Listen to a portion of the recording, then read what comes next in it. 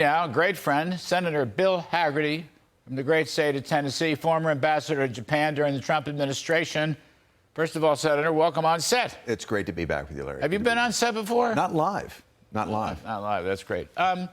You got a quick think. I mean, Biden's numbers are sinking. His economic numbers are sinking. His poll numbers are sinking. Indeed. And the way I look at it, this is my view. Feel free to disagree. He basically wants to throw Trump into jail so Trump can never run for president against him. Legality aside, that's still my view. It seems that he's totally weaponized the Justice Department, the FBI, and every other aspect of government to keep himself in perpetual power. The Democrats have all fallen in line with this. It's really a disgrace. So the economy, these economic numbers are terrible. He took a good economy from Trump, literally, on a silver platter, and ran it into the ground.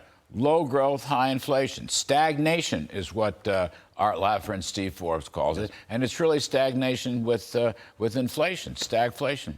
And it began on day one. If you think about the war that he waged on the domestic energy industry here, it started out on the very first day of his presidency. He's driven energy prices through the roof. Everything I know, Larry, has to be transported, moved. Energy is a major input factor for most things that are manufactured. It's inherently inflationary, and he did it damn the torpedoes. Then you had on top of that the stimulus that they put into the economy at a time that we didn't need it. They just put fuel on the fire, and they stand back and try to claim that this is some sort of victory. The poor Pinocchio results that you just cited, it's crazy. Bottomless. The Washington Post called it bottomless Pinocchio. I love that. That's great. By the way, we're going to report later in the show. I hate to do it, but I got to get it out here. So he's going out to California, Silicon Valley. He's going to brag about putting $600 million into some renewables thing, and all the Silicon Valley startups and stuff that went under with Silicon Valley Bank. They're going to get $600 million, but it won't be a net because they'll give Biden $100 million back for his reelection.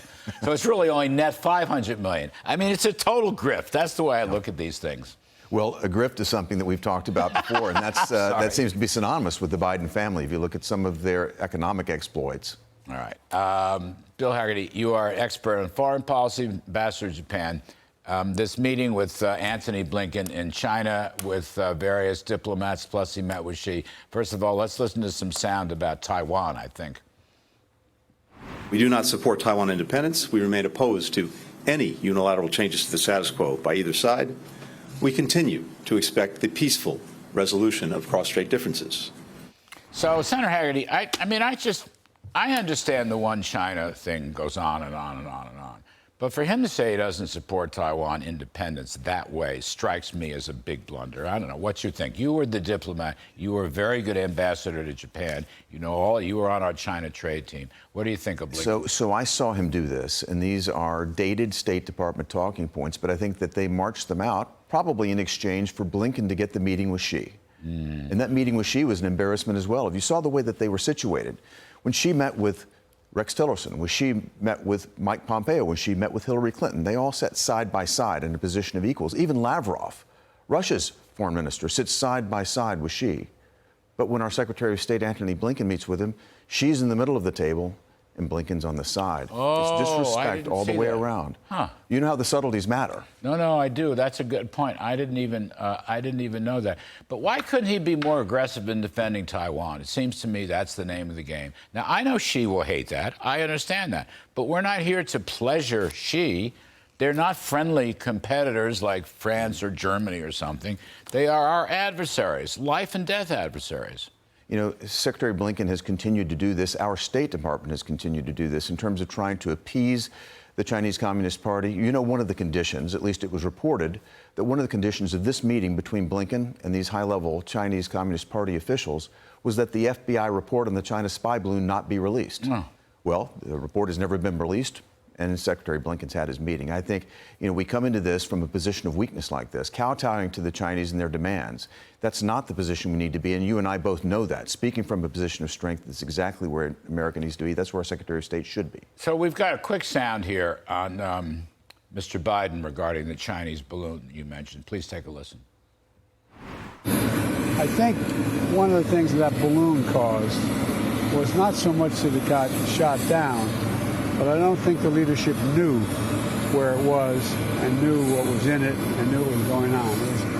I think it was more embarrassing than it was intentional. The leadership didn't know. This was, I guess, some existential balloon. It just happened in the sky. I know it had Chinese letters on it. They were gathering Chinese in. They didn't know, Senator Hagerty? They didn't know. Neither of us buy this, Larry. The only people that didn't know seem to be the occupant of the White House right now. And to say this is an embarrassment for China, no, this is an embarrassment for the United States and for this administration to allow this to happen. It takes someone in Montana to spot it with his naked eye before they're going to disclose this to the American public. They allow this balloon to loiter over the United States for days, flying over our military assets, loitering over Oak Ridge National Lab in my home state of Tennessee. This was an absolute embarrassment. That's right. It floated right through that.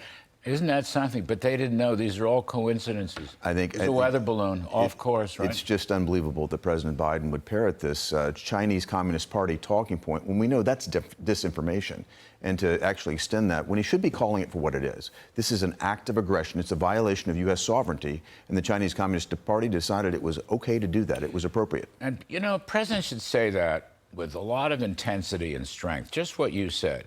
I mean, Trump would do that. Maybe some of the other candidates would, too. I'm not here to judge them all. I'm just saying we watched Trump be tough with Xi and others, for that matter. You know, you put a little oomph into it so they get the message. Anyway, the other thing I want to ask you, Senator Hagerty, is all these rumors, there's a Wall Street Journal editorial about it today, that there's another deal brewing. Here they go again with Iran.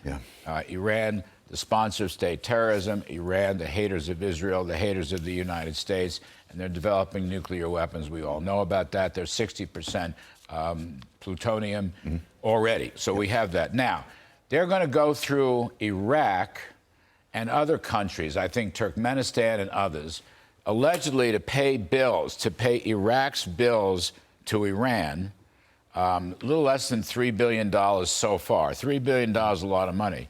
Money is fungible. Iran will take that money and do God knows what with it.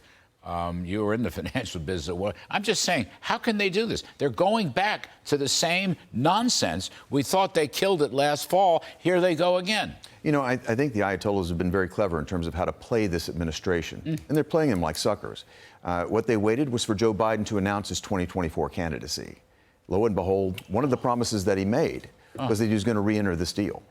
And the Ayatollahs have held off. We've tried everything, I should say we, but Biden's negotiating team, through our partners, Russia and China, who are handling the negotiations on our behalf. I mean, what could go wrong with Russia negotiating on our behalf for this deal?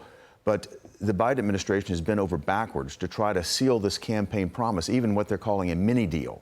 But this will be a terrible deal for America. It's going to preserve Iran's current capacity in terms of being at a breakout point with a nuclear weapon. At the same time, it's going to free up billions more dollars. As you mentioned, close to $3 billion have already been released through Iraq. They're talking about $7 billion coming from South Korea. This is the Biden administration. Right. I forgot. Yeah, of course. That was the original. This is the Biden administration. Again, willingness to enrich the world's largest state sponsor of terror, someone who's said death to Israel, death to America, who've waged war on our troops in Syria and other places. They're willing to do this. So the next time that the Israelis feel a rocket coming in from Hezbollah or Hamas, they can say that America paid for that now. Oh, boy. You can thank Joe Biden for this. I know.